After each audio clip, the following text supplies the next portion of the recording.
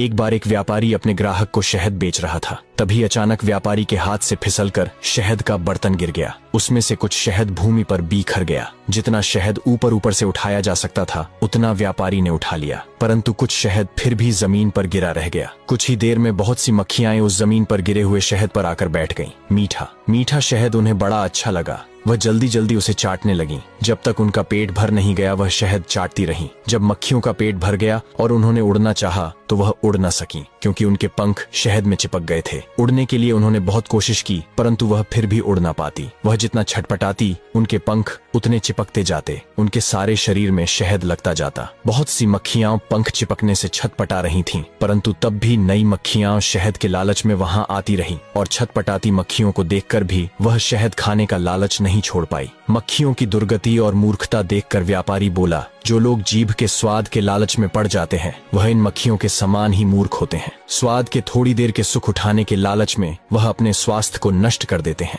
रोगी बनकर तड़पते हैं। निष्कर्ष, थोड़े समय के स्वाद और सुख के लिए अगर हम अपने शरीर को नुकसान पहुंचाते हैं तो अंत में हमें ही कष्ट सहना पड़ता है। लालच और तात्कालिक सुख के पीछे भागने से हम अपने भविष्य को खराब कर लेते हैं। इसलिए हमें संयम से काम लेना चाहिए और अपने स्वास्थ्य का ध्यान रखना चाहिए।